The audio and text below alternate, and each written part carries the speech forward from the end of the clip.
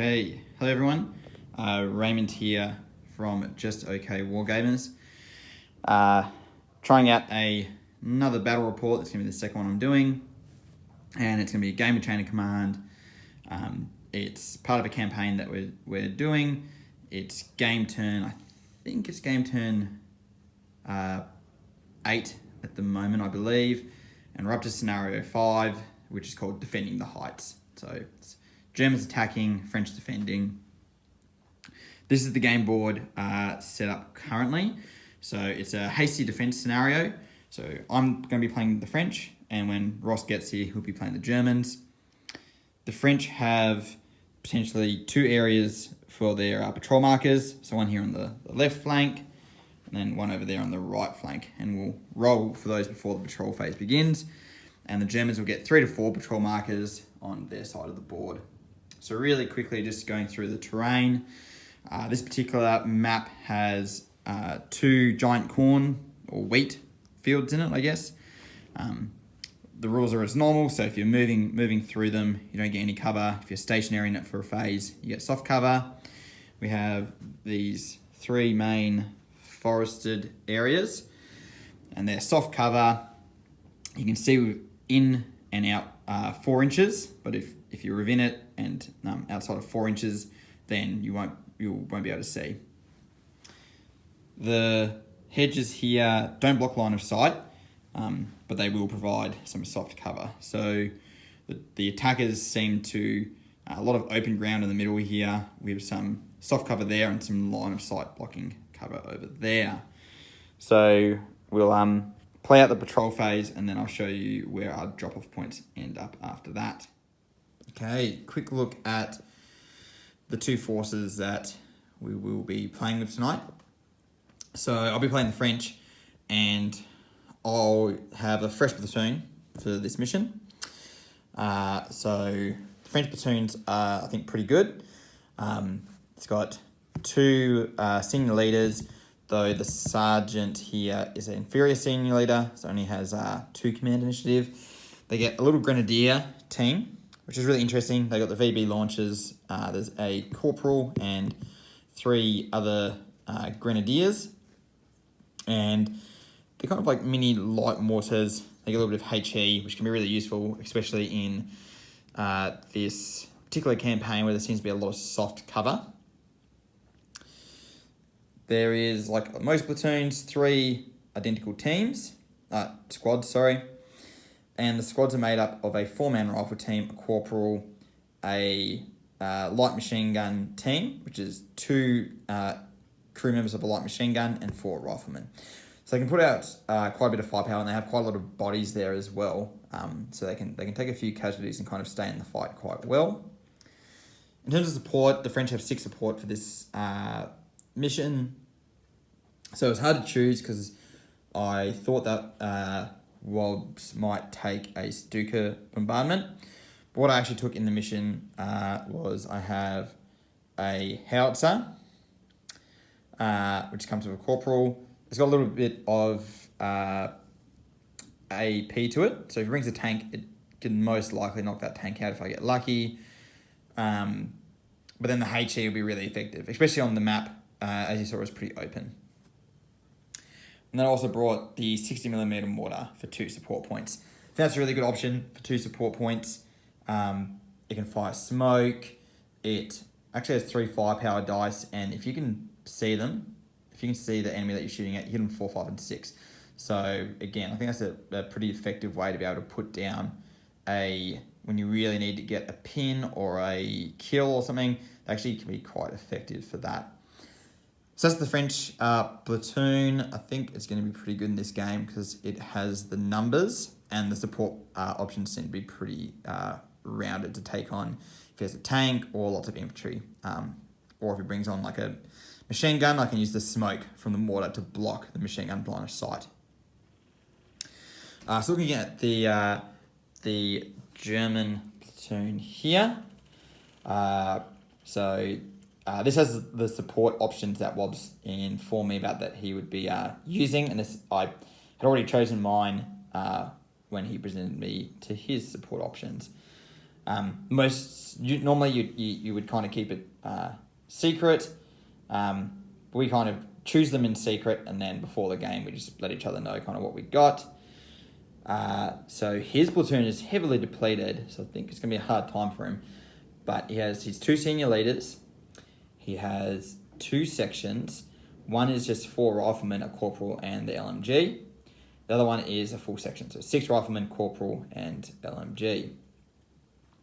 Then for his support options, he has a medic, which I don't have a model for, and adjutant, so he can put both his senior leaders on and still be able to effectively bring on his 2 squads if he needs to. I feel like he just had an extra support point to spend.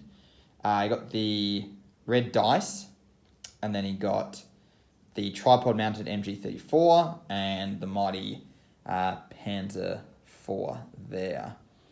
So if he's smart with the Panzer IV, I can see that being a bit troublesome, especially because the howitzer I have has a pretty limited arc of sight and limited movement as well.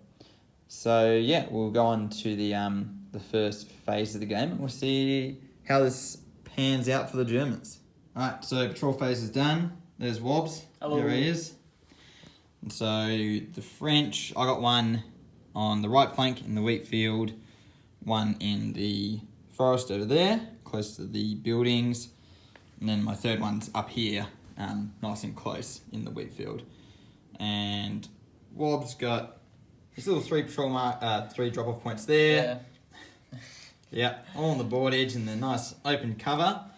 But he can take some tanks in this scenario, so we shall see what happens. Alright, so first couple of phases, the Germans have deployed a medium machine gun and a depleted squad out there, and they're on ambush.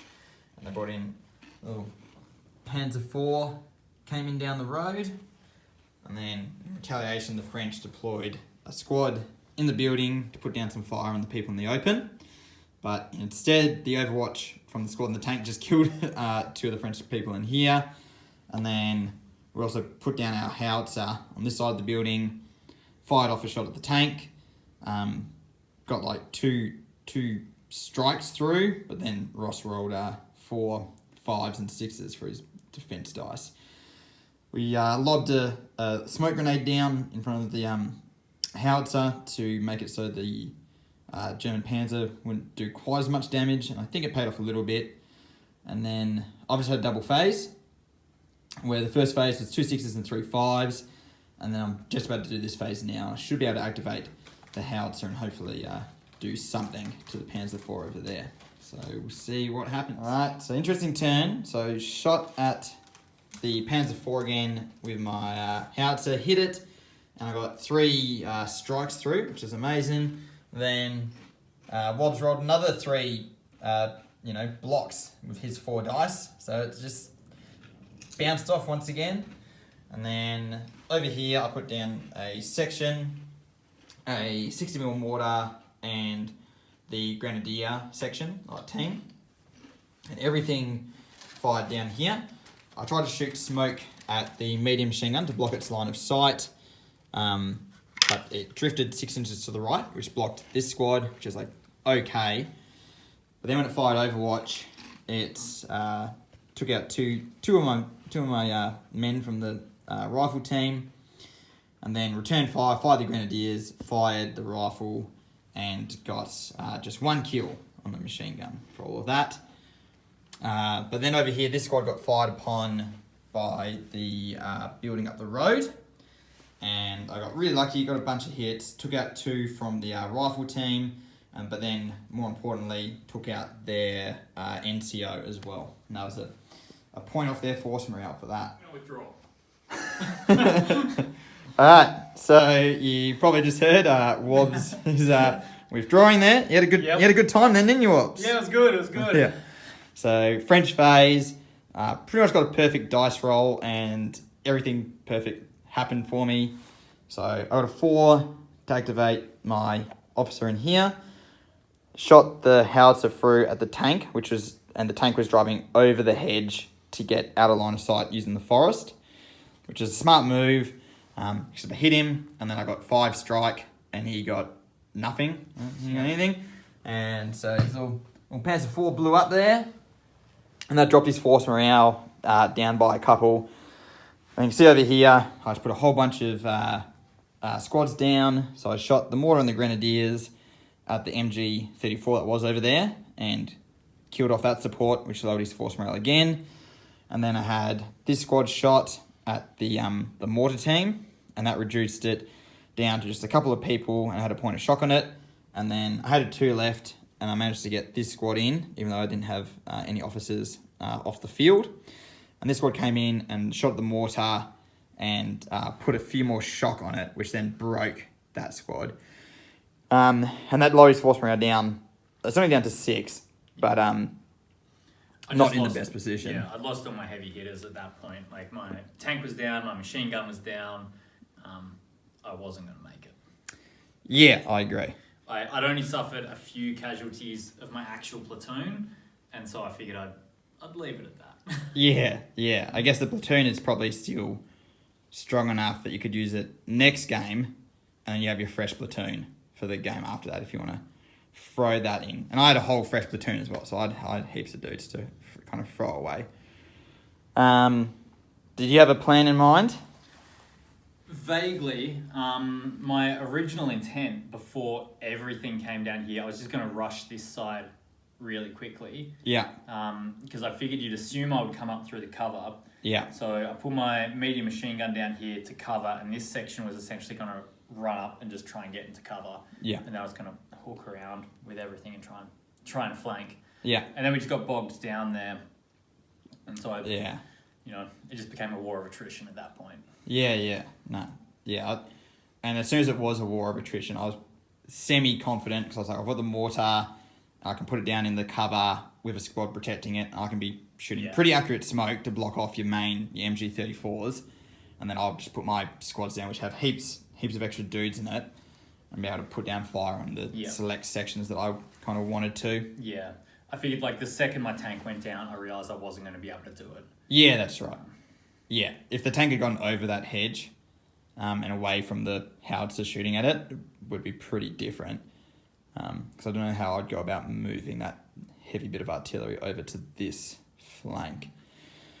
So it'll be interesting to see what happens in the next game. You're going to take a different approach? I'm not sure yet. I'm not sure. Yeah. My basic idea was I had the 3 drop-off points that were covering all 3 segments. So I was just going to wait for if you came down over here, then I'd be able to come down in force and use the mortar to block your line of sight. And then if you decided to instead move through the forest, I was just going to set up a base of fire here in this forest, and as well as in the houses here, and then just wait till you got close and then engage in a firefight and be semi-confident that I'd be able to take you on, especially because, the mortar and the light howitzer for 6 support points seems to be pretty good options. Yeah, for sure. I feel. And that was part of my reasoning as well. Like I figured, because I got these 3 jump-off points, I figured either way I'm going to be advancing in the open. But over here I'm advancing in the open, and you've got a lot of heavy cover and line of sight blocking stuff. Here you've only got some light cover. Yeah, that's right. Evens it out a little bit. Yeah.